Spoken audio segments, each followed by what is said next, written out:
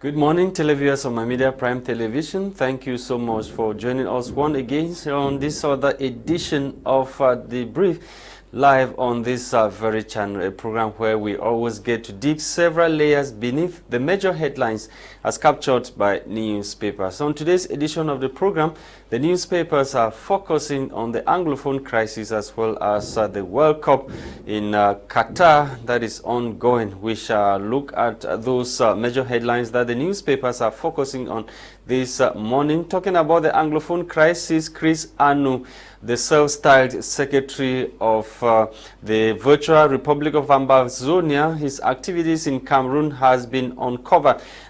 Several bank accounts and transactions that he's been carrying out, as per what the newspapers are telling us this morning, have been uncovered. Over 150 million francs CFA paid to him as ransom, as per the instruction he handed to individuals on the ground to kidnap people for ransom. This morning, some newspapers were investigating, and we have those headlines that we shall be debating on this morning in on this platform.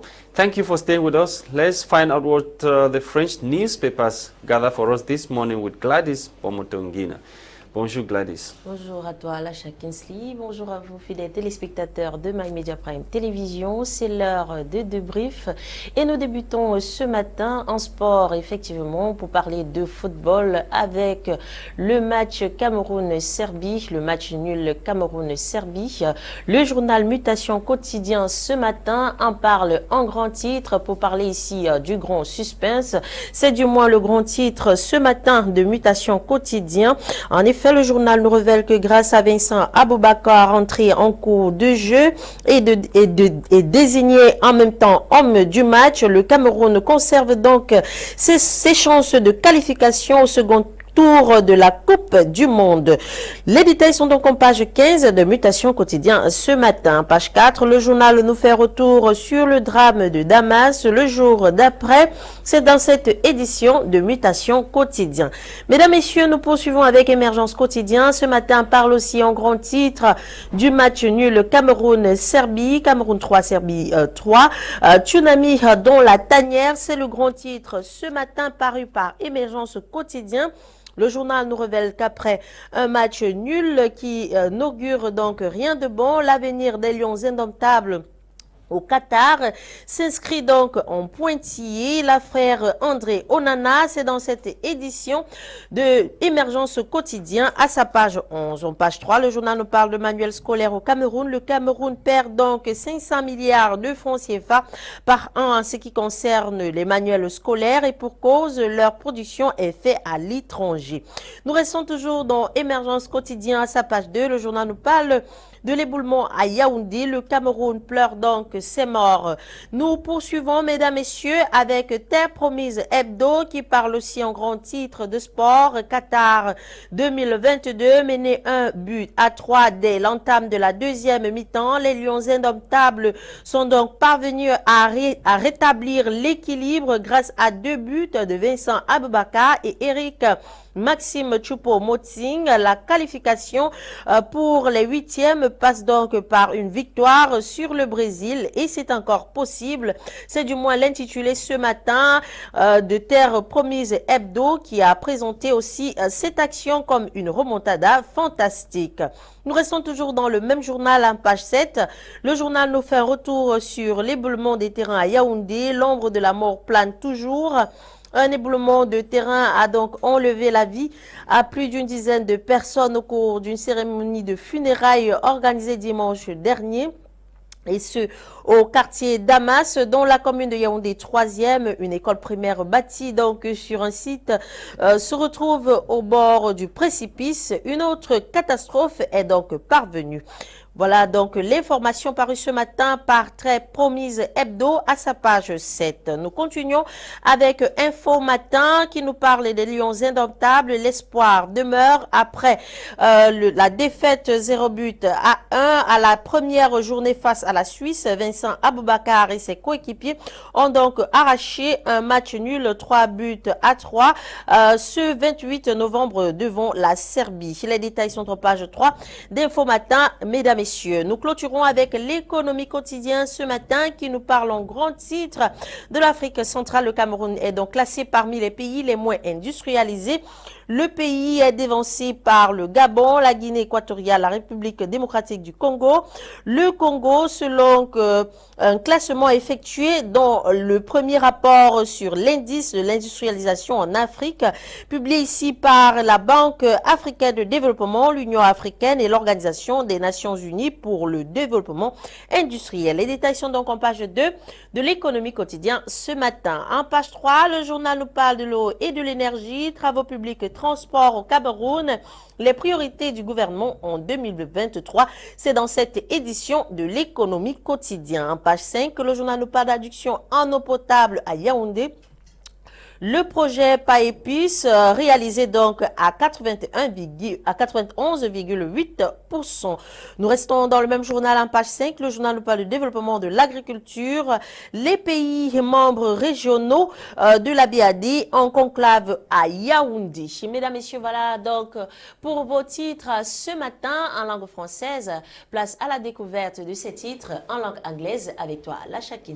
Thank you, Gwladys Bomotonguina. Thank you to televiewers on My Media Prime Television for staying with us this morning. Let's kickstart with the Herald Tribune newspaper. The Herald Tribune is interested in what the Senate of Cameroon is doing regarding the seizure of Baba Dampolo's assets in South Africa. The paper this morning, one of its headlines or major headlines, seizure of Baba Dampolo's assets in South Africa. Senators take interest, quiz minister on government action. Get full details of the story in this edition of the Herald Tribune newspaper on page 3 that you can find on newspapers kiosk this morning in the country. On to this other headline that has to do with budgetary orientation debate. Bamenda 2 Council urges quarter heads to provide land for development. Get full details on page 3 of this edition of the Herald Tribune newspaper. We leave the Herald Tribune.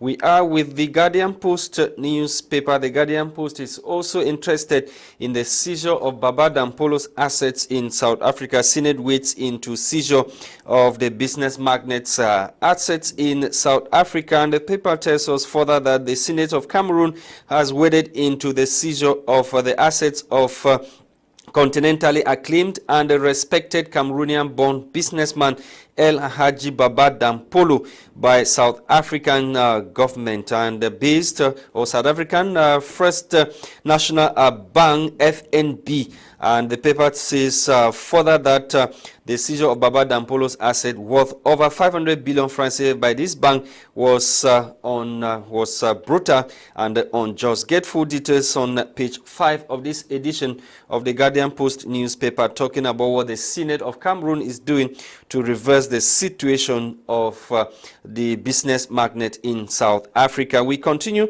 to talk other issues. This time around, we are taking you to Kumba in Meme division of the Southwest region to talk about the CAS Kumba sex scandal.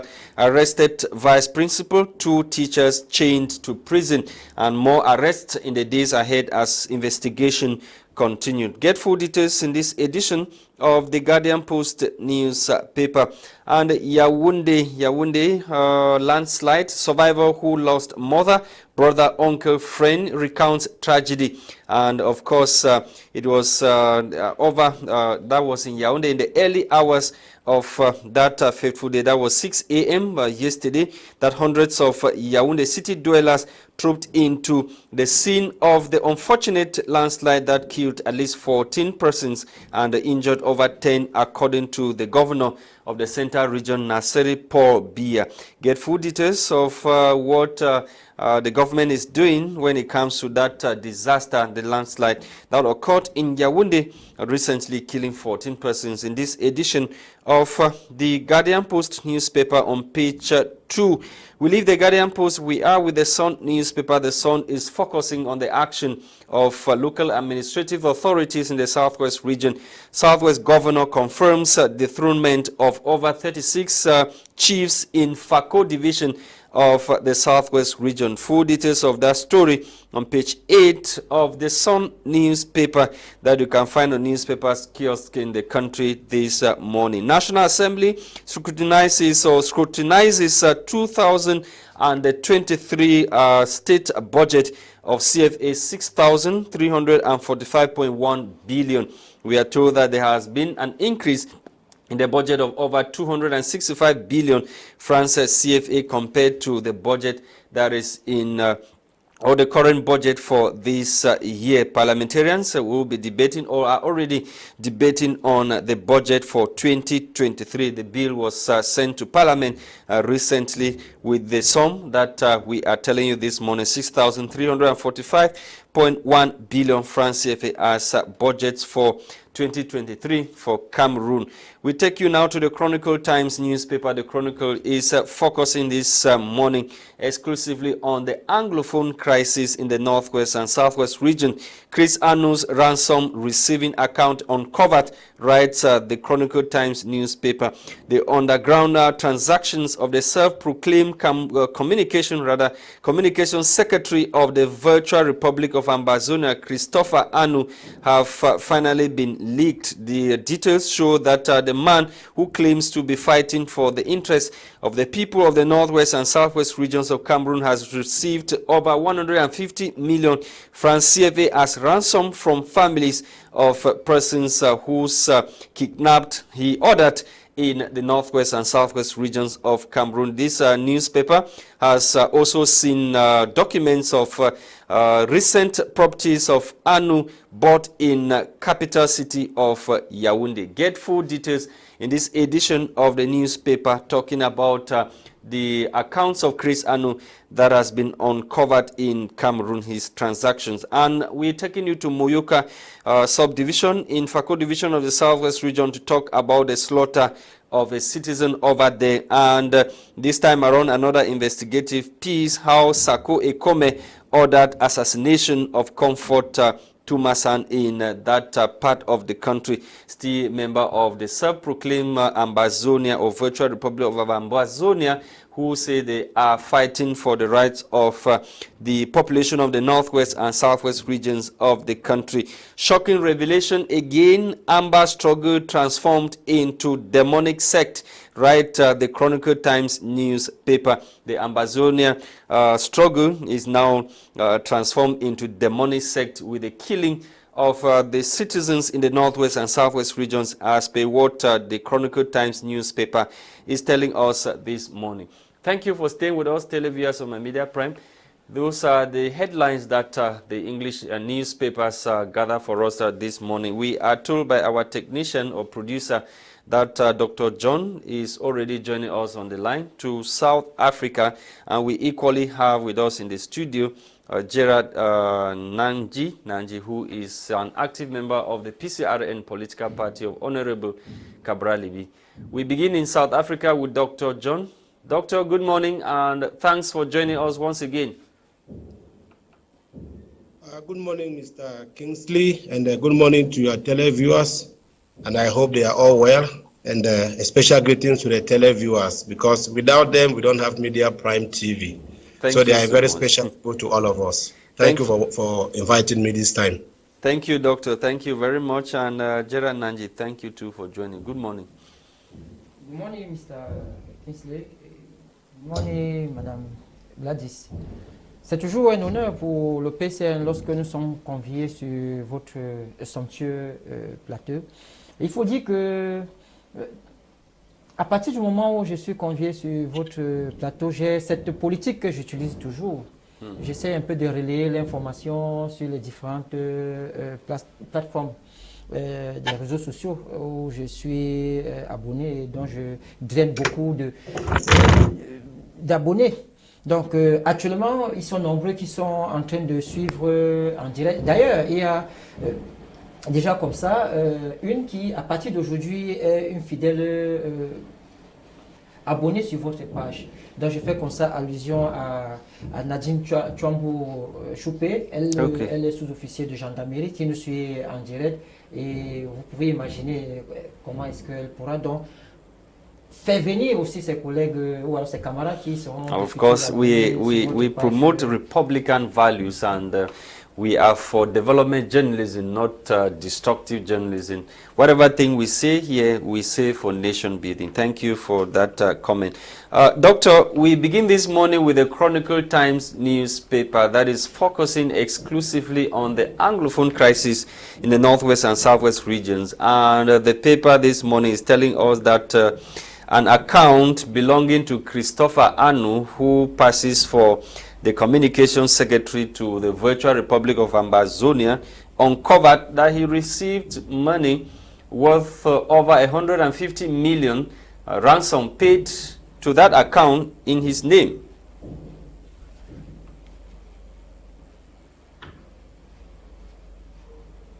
Are you there, Doctor? I'm there, but I think there's an issue with sound. Yeah, I didn't get the first part of the question. Yes, we are beginning this morning with the Chronicle Times newspaper, which is focusing exclusively on the Anglophone crisis. And this time around, the paper is telling us that Christopher Enow, who passes for the communication secretary for the Virtual Ambazonia Republic, his account has been uncovered in Cameroon, and it shows that he received over 150 million money paid to him by family members that he ordered for the kidnap of those family members, relatives of those family members who paid him that amount of money. What do you have to say to that? Mr. Kingsley, it's very shocking that somebody like Mr. Chris Enow, who at one moment said he was a pastor, will be claiming money over lives of people for the sake of independence. It's very shocking to hear such a revelation. And of course, I think those are some of the reasons why you find that this struggle keeps on going, because even if the Anglophone revolution was a correct revolution, but criminal elements like this, extorting money for people, kidnapping people, killing lives, is unacceptable. And I think with such information, if I were in the shoes of the government of Cameroon, immediately I would ask on the Minister of Justice to prepare documents for his indictment from the United States to stand judgment, trial in Cameroon. It's absurd to hear such investigation. And I'm very sure that if the security services can keep on investigating, if the so-called leaders, Facebook leaders, diaspora leaders have involved in such criminal acts, we don't need such elements we don't need such elements in Cameroon. That is not a Cameroonian citizenship. It's worse than those who are even using their pen to steal money from the government. This one is worse. I feel very disturbed when I saw that headline on the paper this morning. I was very disturbed. For somebody holding the peace of a nation at ransom in the name of a revolution, yet you are taking money from people, buying properties. How would that be achieved? The shocking thing is you are fighting for Ambazonia to be freed, yet you are buying property in Yaoundé. Does it make sense? Okay.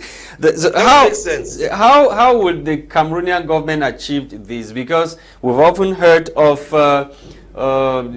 freedom of expression, that whatever thing those people who are residing in the United States of America are doing, they are fighting for freedom. This what they call human rights. So it will be very difficult to indict them, since many people have often said that in America is a free world. People have the right to advocate for whatever thing they want to advocate for.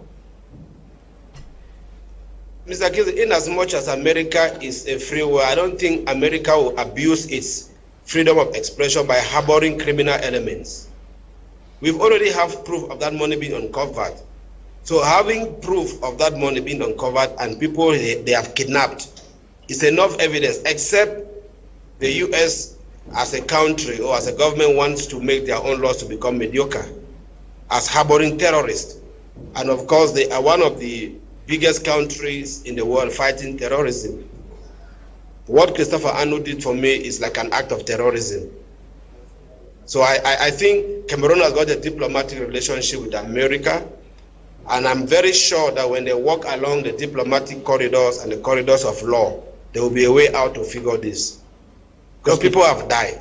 People have lost family members. There are children in the bushes today who cannot go to school because of what Christain is doing, kidnapping their parents, asking for the same ransom that was supposed to be used to develop these kids. So I believe that if the government of Cameroon can engage constructively with the government of the United States, they will be able to reach an agreement. Because I don't think the United States government allows yes, this. Doctor. Many people have often said that there is a problem with this Ambazonia struggle.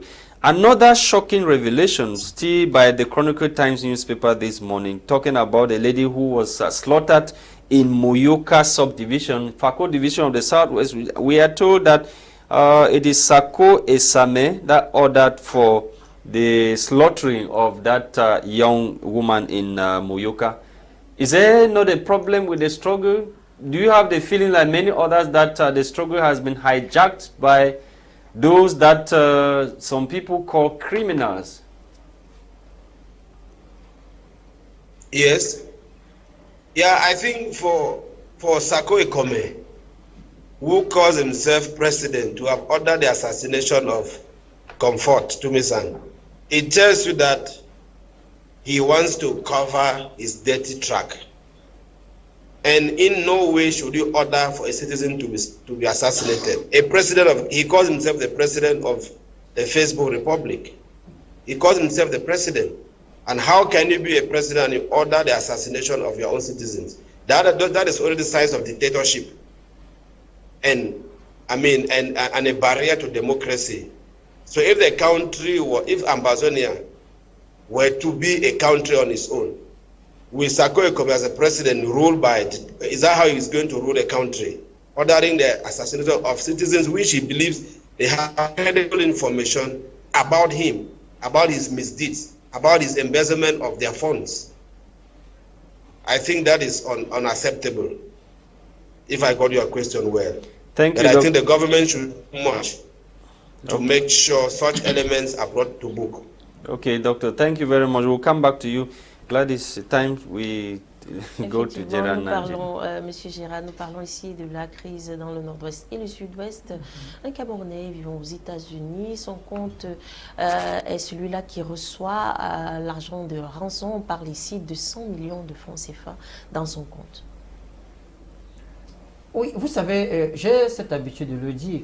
Il y a deux économies au monde qui génèrent énormément d'argent.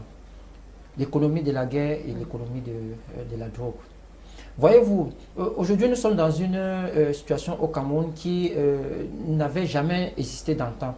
Donc, nous comprenons aujourd'hui que tout est fait pour que cette crise, parce que pour ceux qui pensent que nous sommes en guerre, je dis personnellement que nous ne sommes pas en guerre. Donc, c'est une machination aujourd'hui qui est orchestrée pour essayer de s'engranger un peu beaucoup plus d'argent. Parce que vous savez, aujourd'hui, nous sommes au crépuscule. Nous sommes au crépuscule du règne du RDPC et de son président naturel, le président Paul Biya. À partir de ce moment, ce qui se dessine au Cameroun aujourd'hui, c'est le positionnement après le président Paul Biya. Mais ici, M. Girard, on parle ici d'un Camerounais d'expression anglophone qui ordonne les kidnappings d'autres Camerounais d'expression anglophone et reçoit de l'argent. Oui. Quel amour pour la population? Non, je fais un parallèle pour essayer un peu de comprendre l'origine. Parce qu'aujourd'hui, il ne faudrait pas seulement qu'on regarde le problème, la crise anglophone, au moment où nous sommes en plein dans cette expansion. Okay. Il faudrait qu'on regarde déjà la jeunesse. Parce que dans toute chose, il faut d'abord chercher à connaître la jeunesse. Donc, à partir du moment où on a dans la jeunesse, ça fait donc qu'on essaie un peu de façon graduelle d'amener le problème pour mieux l'exposer. Donc, voyez-vous, aujourd'hui, nous avons ce qu'on appelle le grand banditisme qui règne de ces côtés. Parce que, voyez-vous, avec le Cameroun qui est déjà le leader en Afrique centrale et qui est par ailleurs l'un des pays le plus renseigné au monde, voyez-vous que si avec tous ces avantages que le Cameroun a aujourd'hui et que nous ne pouvons pas ne serait-ce que mettre un terme à ce qui se passe aujourd'hui dans les deux zones en crise. Ça veut donc dire qu'il y a des complicités endogènes pour ne pas mettre un terme. Mais comment recevoir de l'argent dans un compte personnel sans toutefois craindre d'être tracé? Mais vous posez une très bonne question. Voyez-vous, le transfert aujourd'hui des fonds ont toujours une traçabilité. Donc, ce qui fait que à partir de l'émetteur, ou alors de l'envoyeur, on connaît exactement qui a dû envoyer l'argent et à qui, dans tel compte. Et donc, ça veut donc dire que tout est tracé. Aujourd'hui, si on n'arrive pas à mettre pratiquement un terme dans cette situation, il y a quelque part, je peux parler d'une non-entente entre les pays. Parce que donc vous pensez au jour d'aujourd'hui que les États-Unis devraient agir et peut-être rapatrier ou bien signer des accords avec le gouvernement camerounais pour ramener ce Camerounais qui perçoit des rançons sur les têtes des Camerounais? Oui, en fait, s'il faut parler de la diplomatie, c'est vrai que la diplomatie entre le Cameroun et les États-Unis n'est pas ancrée comme ce que nous avons peut-être avec un pays comme la France. Parce que, voyez-vous, les États-Unis ont une particularité, c'est que c'est un pays où, vraiment, parlant des droits de l'homme ou avec des libertés, là, c'est vraiment développé comparativement à certains pays de l'Europe et même d'Afrique. Donc, je pense que peut-être qu'il faudrait que le gouvernement camerounais essaie de trouver beaucoup plus de moyens des accords avec ce pays frère et ami pour que cette situation essaie un peu de trouver une fin définitive. Parce que si on arrive à un certain moment où on peut déjà rapatrier ou alors extrader ces différents étrangers qui sont basés dans certains pays au nom des droits de l'homme et autres, et au détriment des pays. Donc, ça va donc poser beaucoup de problèmes. Maintenant, quand on parle de rançons, la question qu'on ne se pose pas généralement, qui sont ceux qui payent les rançons? Parce que pour les familles des personnes kidnappées. Bon, voyez-vous, on va vous dire par exemple que telle personne a été kidnappée. On demande une rançon de pratiquement 5 millions. Nous savons le coût de vie du Camerounais lambda. Nous constatons que pour certaines familles, c'est souvent difficile de faire une collecte pareille. Donc, on peut comprendre quelque part que le gouvernement camerounais favorise beaucoup cela. D'ailleurs, je ne vous apprends rien.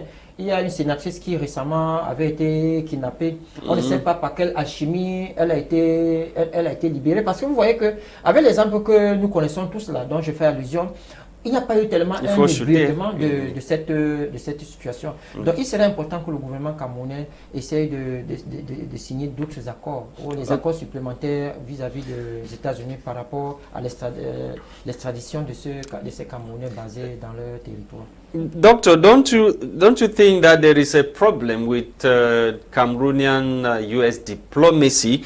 Probably America thinks that if those people are brought back to Cameroon, they will not have a fair judgment. And then the question of the Cameroonian justice system come to play now.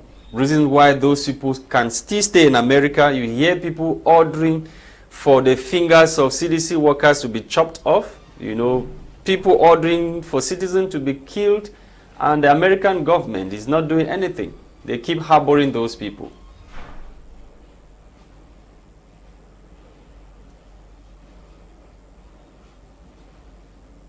First part, I know that the justice system in Cameroon is highly being criticized by citizens themselves, and those people can still be judged in the United States. I've seen the situation here in South Africa where people committed crimes in their own countries, they were hiding here and they were judged. But I think the government has to open up a free and fair trial for these guys. Because there's no way I think these guys will survive. But the problem now is how? How would they do that? The confidence for them to be brought home, because like we talked about America being one of the countries in the world that upholds human rights and whatever, it will be very difficult for them to be extradited to Cameroon, even if the evidence are clear that they are involved in those crimes and against humanity. Exactly. I think I still, like my colleague in the studio said, that this has got to do with diplomatic relationships between these two countries. We have got situations, even though I can't give you a good list of people who have been extradited from highly democratic countries also in the world. But then, if the US has to harbor them, there should be a way that they have to be controlled, because the US is not suffering what Cameroon is suffering. We do understand freedom is a fundamental right. The right of self-determination is a fundamental human right. The Anglophone Cameroonians, they have a right to say we want self-determination through whatever means, but it does not give individuals as their leaders to order for people to be kidnapped, for hands of people to be chopped. Those are also crimes against humanity and also against the human rights of those persons who are being abused by such instructions. So it's a two-way traffic here. The US has to prove to the world that it upholds human rights, because you cannot kill somebody and you say it's freedom of expression, and that person has been ordering someone to be killed in another place. Even if there are crises in the country, it still does not amount to killing of people. Even if the government had responded by sending the military to crack down on the teachers and lawyers strike that gave birth to this revolution, it's in the name of keeping peace in the country. It does not give individuals a right, because I don't think the American Constitution gives Americans a right to pick guns against Americans who are out of America. That is where our problem is. Yes, it's a revolution, as it is called, but something has to be done, Mr. Kinsley. This is because at the end of the day, people who have lost their family members will one day come up and fight, even if when the government decides to resolve the problem. And I think also, like my colleague was saying, if the government can bring a speedy solution to this problem, such people will be indicted. The problem now is they cannot be indicted because the problem is still going on in Cameroon. If the problem is solved in Cameroon and Cameroon is in peace, of course, those guys will have a price to pay. Okay. So I think the government should be able to come up with a genuine dialogue to solve these problems. Because if you ask me, I blame the government, I blame the Cameroonian population, and I also blame the leaders of so-called diaspora. All these three are to be blamed. So these three people have to sit down and fix the country. Thank you, Doctor. I will come back to you, and I will be ending with you on this issue of chieftaincy in the southwest region of the country. But before then, Gerard and Nanji, we have another question for you. Effectivement, à présent, nous allons parler un peu de sport, Monsieur Gérard. Tout le monde a été impressionné parce que Mutation Quotidien a intitulé ce matin comme la remontada des Lions indomptables. Encore un Vincent Boubacar qui vient donner de l'espoir aux Camerounais. Oui, vraiment, le Cameroun hier a prouvé à Mondovision que le Camerounais en général peut. Il a fallu aussi que le coaching soit modifié comparativement au premier match. Donc, on comprend que même étant au Qatar, il y a toujours cette symbiose qui existe entre les joueurs, le staff technique, l'encadrement et les Camerounais restés au terroir. Parce que, voyez-vous, les Camerounais restés au terroir et ceux même de la diaspora ont beaucoup sollicité que le duo Choupo-Moting-Vincent Boubacar soit aligné pour nous donner de la joie au cœur. C'est ce qui s'est passé comparativement au premier match. Donc nous pensons que le Cameroun a ce que les Bassa appellent le Hemley. Voyez-vous, le Hemley qui est une sorte de démonstration de force. Le Cameroun a pu démontrer que ils ne sont pas là au hasard, et avec ce match nul, qui par ailleurs a été considéré comme une victoire, il faut le dire que... Est-ce que vous n'aviez pas déjà perdu espoir après les 3 buts de la It's a série? victory because we are in the competition. Oui, we are still in the competition. Imagine if we lost yesterday, would have been out, right?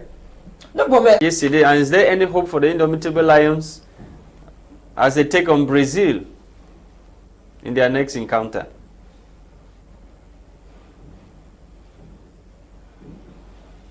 Apparently, doctor is gone. He's no longer there.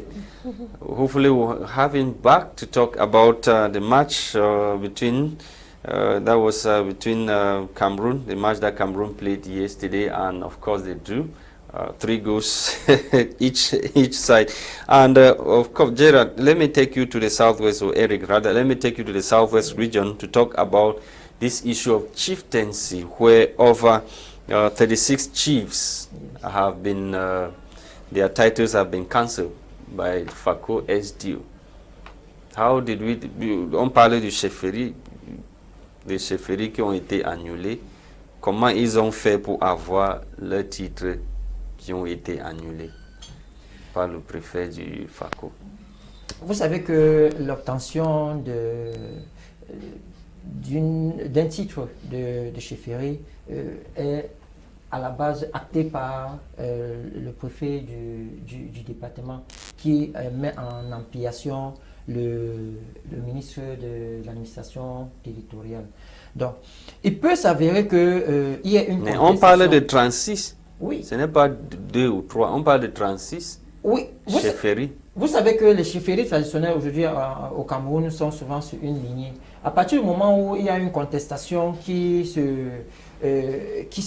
pose et que cette contestation est relayée au plus haut niveau, et en ce moment, l'autorité en charge est appelée ou alors est mieux placée pour annuler cet arrêté qui fait de... Donc, selon vous, on doit avoir dans cette partie du pays 36 chefs qui ont été, 36 chefferies qui ont été bannis juste comme ça?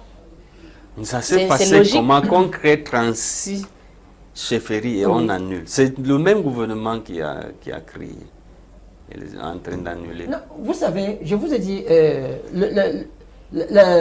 l'arrêté qui fait d'une personne chef est fait par le préfet du département. Et à partir d'un PV, de conseil de la notabilité.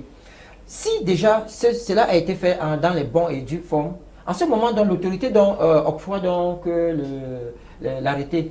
À partir du moment où cet arrêté est contesté par certaines...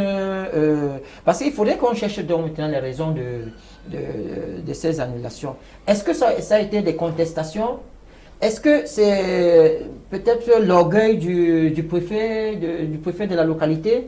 Donc, à partir du moment où on a donc une réponse par rapport à ce questionnement, on peut donc mieux comprendre.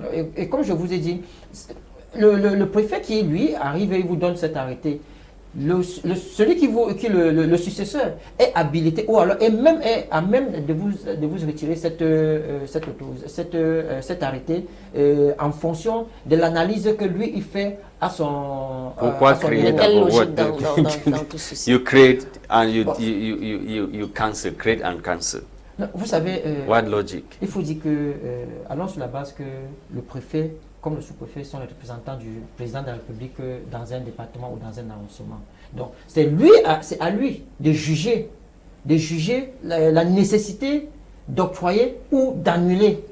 Donc, on ne peut pas le reprocher parce que, comme ils ont une hiérarchie, donc ils ne peuvent pas le faire de façon... Donc, ça veut dire 36 villages qui ont été créés et annulés. 36 villages. We're talking about 36 villages. Oui. Created. So how... Et après, comment ça se passe là? C'est pas la cacophonie? Oui, la cacophonie, oui, je suis d'accord avec vous que ça crée comme ça une cacophonie. Donc, maintenant, est-ce que donc, il faudrait donc qu'on regarde déjà au niveau des arrondissements, parce que vous savez que les chefferies traditionnelles aujourd'hui obéissent à une graduation. C'est-à-dire on a des chefs de troisième degré. Donc, et maintenant, on connaît les conditionnalités pour être soit chef de premier ou de deuxième ou de troisième degré. Donc, le chef de premier degré qui, lui, a une autorité un peu plus élevée que les deux autres. Celui du troisième degré qui se retrouve pratiquement à la base. Vous allez voir que lui qui dépend généralement de celui du deuxième ou du premier degré. Donc il y a des probabilités que l'administration essaie de voir et de dire, ok, bon, à partir de tel point, je vais prendre l'exemple simple du Mario Bagno, il faut shooter, où nous avons trois arrondissements. Nous avons trois arrondissements, le Mario Bagno, le Mario Dalé et l'arrondissement de Banking. Vous allez voir, le chef, par exemple, de premier degré, nous avons deux chefs. Un qui est de premier degré et un autre qui est du deuxième degré. Par contre, les chefs de troisième degré sont nommés par sont proposés par le chef de deuxième degré qui lui... Donc, all right. Doctor is back. Doctor, before you left us, I was asking you to comment on the match between Cameroon and the match that Cameroon played yesterday and they didn't lose. Of course, they drew 3 goals to 3. Do you foresee Cameroon winning the next match against Brazil? Mr. Kingsley, there is an expression, I think one of our veteran journalists, I don't know if you see Abembenge, used to say, impossible never Cameroonese. I know Cameroonians are looking at also what happened in Friday, June 8th, 1990, when the Lions stormed Argentina.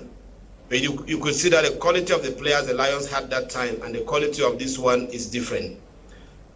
As an individual, I don't want to write them out completely against Brazil, even though Brazil is a star-studded team. But the problem we are facing in that squad, as of now, the squad does not have a tactical team play. The defense is very porous. Those are areas where the coach has to work in. And I think that has got to do with the selection. Because I think somebody like Michel and Gadget, those are guys who have proven their worth. So we have a defense problem, we have a tactical problems.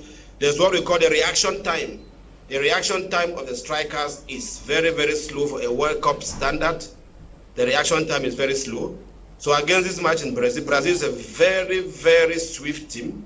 They keep the ball control. So if Cameroon has a chance over Brazil, then they have to destabilize the Brazilian midfield not to control the game. That will mean Coach Rigobert Song must come up with a tactical approach. Okay. Because if he gets physical, it's going to end up in a lot of yellow cards. But we have another problem, not Brazil. We have another problem this time around, not Brazil. The match between Serbia and Switzerland. That match is a determinant match for us. Whether we win Brazil or not, the fate of Cameroon depends on that match. The fate of Cameroon depends on that match. But let Cameroon do the honors first by winning Brazil before we see what happens that side. Okay. That's the first thing we have. Okay, Doctor. Southwest. Thank you. Southwest Governor Bernard Okala Bilai confirms the dethronement of 36 chiefs in Fako division of the Southwest. What a piece of information. 36 chiefs being dethroned. How did they obtain their chieftaincy titles? Well, Mr. Kingsley, I'm going to respond to this question from my perspective as an indigenous scholar. First of all, if chiefs can be dethroned, there is already a desiccation of the cultural heritage. From the indigenous point of view, the administrative authority can only give a mantle of recognition to a traditional ruler. So what has happened in Fako, I have grown up in Boya, I've grown up also in Ekombe Bonji and know much around Mbonge area. When you see chiefs being dethroned, it tells you, one, those chiefs actually bought their ways into becoming chiefs. It's a little bit different from more of the Northwest and areas like Libya, where you have the royal family. So the dethronement of the governor, who is administrative head, obviously those guys didn't borrow their chieftaincies. That mantle was given to them by the government, and yet the same administrator comes today to dethrone them. It's rather unfortunate that when politics start meddling into traditional institutions, we expect to see this. Okay. I've witnessed a situation where, like my brother is talking of second class and first class chiefs. In the days of the Southern Cameroon House of Chiefs, there were standard rules that were used to identify who was a first class, second class, and third class. And for a third class to be promoted to a second class, that recommendation must come from the first class or from the Council of Chiefs. So there's a very big problem there. To dethrone the same people you enthrone, that means you make the culture to be a laughing stock. And it's really happening a lot in the Southwest region, where people buy the chieftaincy. That's also a problem. And we are talking about Fako. We are talking about Fako, a place where there's a lot of land grabbing, and apparently these chiefs, they got the title so they could be able to sell lands, from what some other Cameroonians have been saying. Yes. Obviously, the question is, how did they get the title? Are they from a royal family? If they are not from a royal family, then there was a syndicate between them and some officials, either at the senior divisional office, the sub-divisional office, or even at the provincial office, who connive to give them those titles so that they can grab land and sell, and they share the profits together. Otherwise, I don't think you, Mr. Kingsley, on the studio, or our guest, or Gwladys, or myself, I will just get up today and then I ask people to crown me as a chief without the authority of any administrative authority. It's a lie. Okay. So there is a cabal, it's a syndicate that has masterminded all these issues to desiccate the culture. And in most cases, administrative officers have favored people who will give election votes to them and make them chiefs. Today they are dethroning them back. Thank you very much, Doctor. Our time is up. Thank you so much for being there this morning to chip in their own contribution to nation building. Hopefully, you will join us next week if time permits. And thank you to Eric Nanji for coming. Thank you, televiewers of My Media Prime Television, for watching this other edition of the program, which was produced for us by Christain Tebong. Gwladys Bomotonguina assisted me, Lasha Kingsley, in the presentation. Have a great day. Tomorrow is another day. Bye-bye.